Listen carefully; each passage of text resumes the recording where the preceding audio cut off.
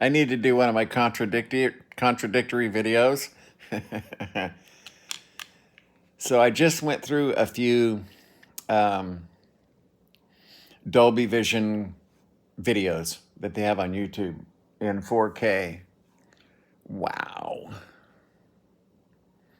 Do not buy a television. So right now they've got the LTV 3500 Pro. I have an LTV 3500.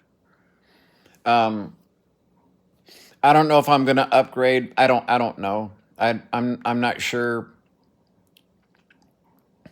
what. I have all these switching issues, but I kind of look at it like, I don't know. I had this girlfriend once, and she was your typical high maintenance. She actually put oil in the radiator and water in the fucking oil filler hole in the top of the motor of a brand new rebuilt TR6 six-cylinder.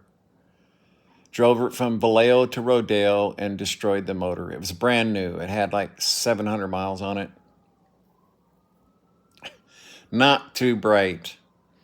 Also, not trustworthy. Okay, not trustworthy.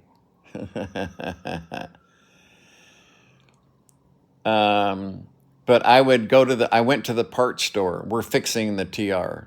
I go to the parts store and I'm ordering parts. And now when we walk in, there's one guy at this cash register and one guy at this cash register. And as was always the case, by the time that guy had looked up our parts, there was 15 fucking guys standing behind the counter.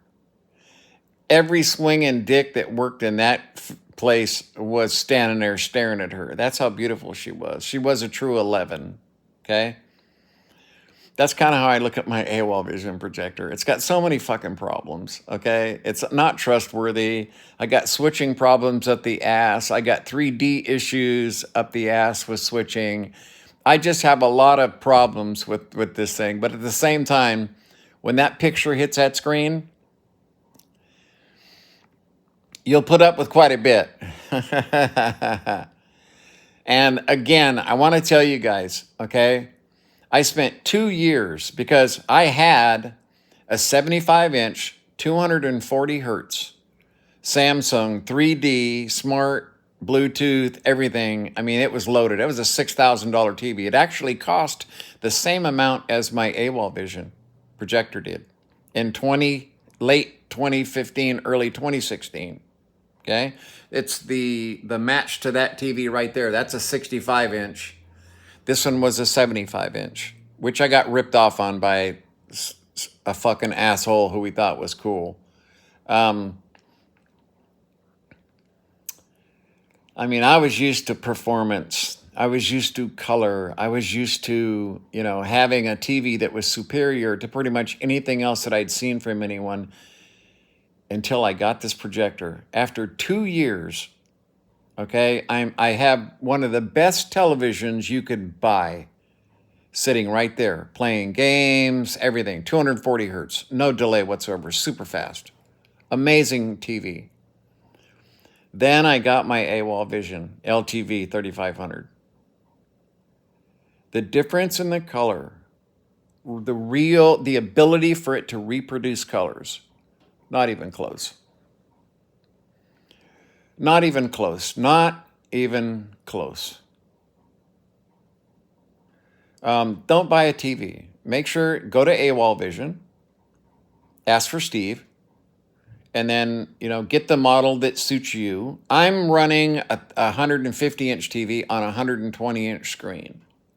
All that does is make it brighter, okay? But then again, I didn't have room for the 150-inch screen in my room, but I wanted the LTV 3500. Everyone knows I don't recommend products. This is one of the few products that I'm recommending, even with the issues and problems that I'm having, okay? It's the same thing. When I turn this on, people that are in this room are just like agog at the beauty they're seeing.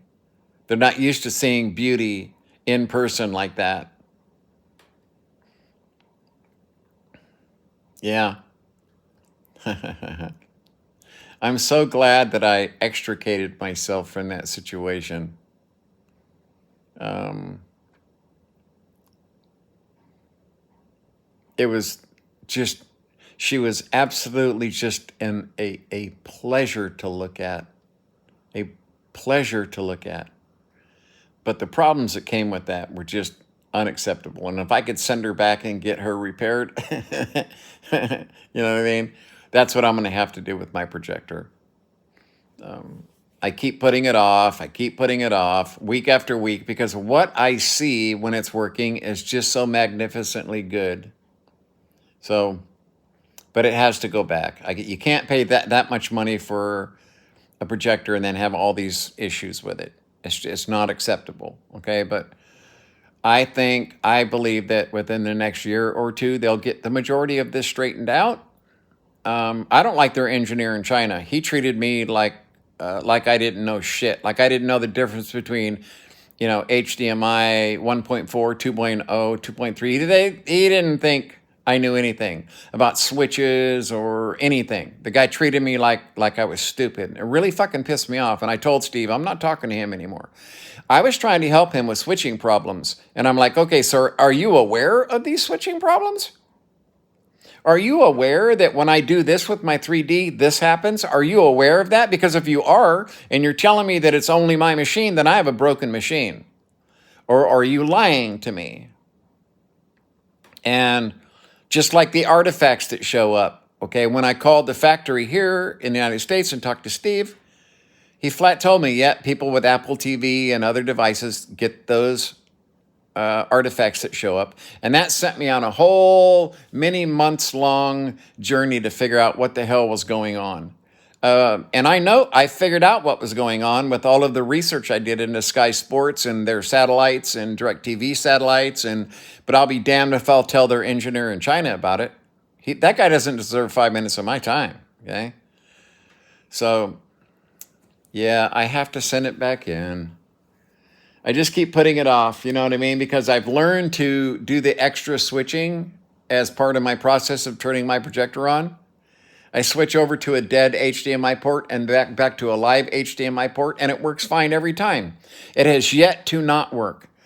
This is the problem. I've turned it on twice now when it was on the home screen. In other words, I didn't have an input selected, and the whole screen was scrambled and moving.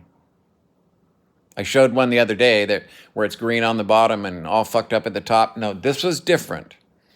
When I turned it on the home screen, it was literally just a jazzy mess. That should not be happening. And that's what I need to make sure that I'm not screwing myself by not sending this in. They have a great warranty, so I'm not really worried about it. But I'm going to have to watch that TV for a week or so, which isn't really a killer. You know what I mean? This is a badass TV right there. Not too many 240 hertz TVs out there. That was why they were so expensive. Okay? Not too many of them out there. And they had an HDMI block called the One Connect. And those things are like $400 now if you can find one. Luckily, as soon as I bought these TVs, I knew that was the weak part of the televisions, was the One Connect box and the proprietary cable, 25 pin about that wide. And so I bought a spare one, and I had to use it on this one last month. Thank God I purchased those. But as far as finding a new one right now, almost impossible. You can find them rebuilt, but almost impossible to find a new one. So, yeah, damn it. I have to send it back in. But I don't want people to think that I'm not totally and completely in love with my AWOL vision, because I am. And anyone else who watches it, especially, we watched Way of Water in 3D, and you know how many colors of blue, shades of blue that are there, okay? Even this TV right there, they want $10,000 for that TV on eBay right there. They want $10,000 for that one, $15,000 for the 75-inch. Because That's the kind of performance level and the rarity of the TVs. You know what I mean? And the 3D that I get out of my AWOL Vision projector is every bit as good. And where this TV will show some blue banding because it can't produce that intermediate color of blue between this and this, you get a band. My AWOL Vision produces all of those blues and there is no banding. Everything is in a precisely smooth transition from the lightest blue to the darkest blue. And they're completely and totally separate. Nothing runs together, nothing is murky. Just absolutely awesome. So Steve can be proud of himself for that, okay? They have a great machine, but they just have issues they need to fix.